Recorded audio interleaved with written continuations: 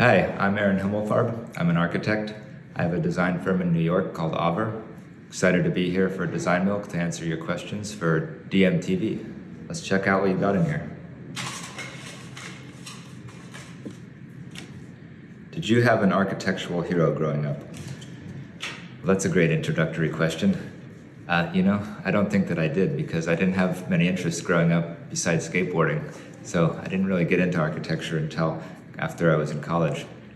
But I did have an art teacher who loved Frank Lloyd Wright's Falling Water, and she showed us pictures of this house relentlessly. Yeah, he's one of the few architects that everyone knows by name.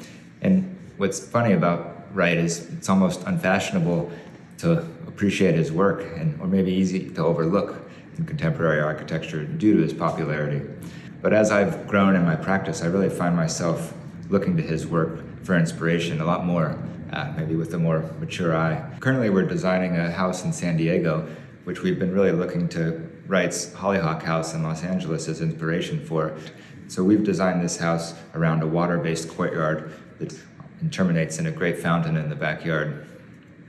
The other thing I really like about Wright is this idea of total design, where you design not just the architecture, but the interiors, the furnishings, the light fixtures, fabrics, the hardware. It's a tough challenge to be able to bring the same thought and care into each aspect of design, but I think it's very important to be able to have your vision and express that vision at each individual scale, from the architecture down to an individual door handle or light fixture that you might design based on whatever your concept for the individual space was. All right, let's check out the next question. What's the best designed object in your home? Well, that's a tough question. I typically like to surround myself only with objects that really speak to me and are of great quality, so it's tough to pick the best one. Since I'm in my office here, maybe I would talk about this great bowl that was made by a ceramicist named Steve Theberge. This is made with really iron-rich clay and glazed with natural wood ash. I think that's really special that the natural character of these materials, just in the process of how they've been fired, create this beautiful, colorful texture.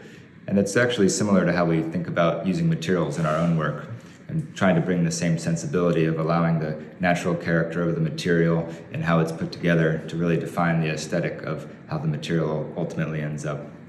So it reminds me of a project we did recently where we clad the entirety of the exterior of a house in white cedar, which starts off as a beautiful yellowish hue, and as it weathers over time with the sunlight and the rain, it naturally grays and creates beautiful texture, and based on how the form of the house exists in different facades, weathers differently, and becomes really a defining characteristic of the overall aesthetic. All right, let's check out the next question. Can you talk about a project where the surrounding environment most positively impacted the building you created? Well, that's a great question. And I think that really applies to all the work that we do. We really spend a lot of time at the beginning of a project to try and understand the site, what the local conditions are, the surrounding architecture, the landscape, the sky, the climate.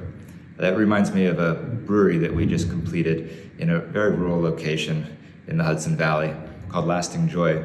And this particular site is about 30 acres of former farmland, so it's very open and expansive. And we're creating a small tasting room, and the primary driver of the design for this tasting room was to really make this almost like a pavilion that opened up to the outside, so you could really experience the landscape while you're indoors. And when you're inside, it's completely glass, and you have great expansive views of the property beyond.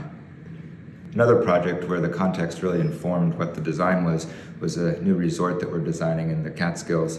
And this site is quite large, and the location for the hotel was on the top of a knoll. And given the scale of the program, the amount of square footage that needed to be built, it would have created a very large structure that would be overbearing for this particular location. So what we did was split the building into a bunch of smaller buildings and kind of ascended them around the hill and allow the building to feel less massive than it would had it been just a singular structure. All right, I think we've got time for one more. Let's see what it is.